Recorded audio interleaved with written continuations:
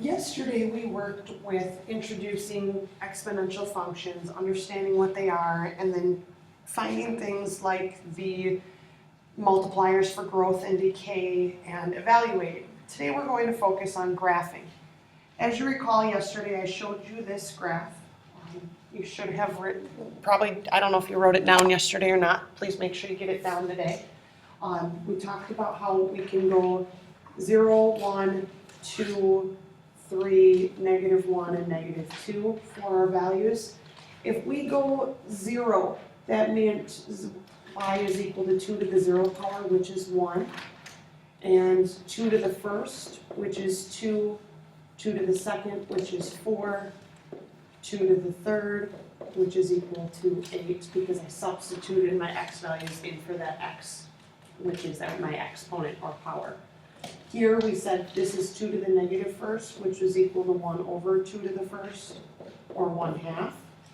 And here is 2 to the negative second, which is equal to 1 over 2 to the second, or 1/4. So if we graph these, we have 0, 1,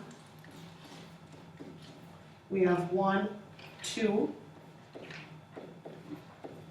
we have 2, 4, and I like labeling them so I know what my points are, and 3, 8, and then we go back the other way, -1, 1/2, and -2, 1/4. Remember, that means that my graph is going to be a curve. It's going to get really close to that x-axis, but never actually touch. So now let's try one more example. Now we've got y is equal to -3 to the x power.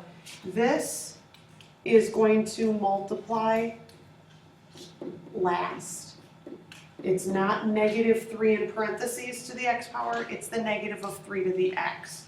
It's very important because otherwise your graph will not work. So if we do, again, 0, 1, 2, and I'm going to just do -1, -2, I'm going to leave this last one blank because it starts getting really big. So we go here, and we have y is equal to -3 to the 0 power, which is -1. We have the negative of 3 to the first, which is -3, because 3 to the first is 3, times -1 is -3. And then we have the negative of 3 to the second. 3 to the second is 9, so this is -9. Likewise, we have negative of 3 to the negative first, which is the negative of 1 over 3 to the first, or -1/3. And finally, we have the negative of 3 to the negative second, which is equal to the negative of 1 over 3 to the second, which is -1/9. So now if we go to graph this, we have 0, -1, and 1, -3, and 2, -9. And then going back the other way, -1, -1/3, and -2, -1/9. So as you can see, this graph is going to come up and get really close to that x-axis again. Now if we talk domain and range, remember domains are x values. If we were to go out and keep going with this, this would keep getting wider, and this would keep getting closer and closer and closer to that x-axis without actually crossing it. Therefore, it keeps going further and further left and right, so my domain is all x, such that x is contained, which you learned that last unit, in the real numbers. Make sure you're doing set notation. Now range, we are all x, such that x gets, our bottom out portion is -infinity, because it keeps going down forever.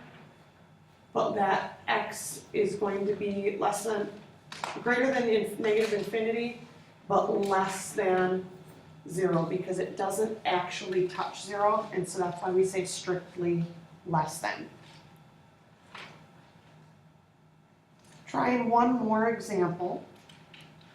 We have here y is equal to 3 times 5 to the x. So we're going to go 0, 1, and I'm going to stick with -1 and -2. And we're going to go small this time. I realize we really should have more points, but I'm going to go with these because I don't want it to get huge real quick. So we have 3 times 5 to the 0 power, which is 3 times 1, or 3.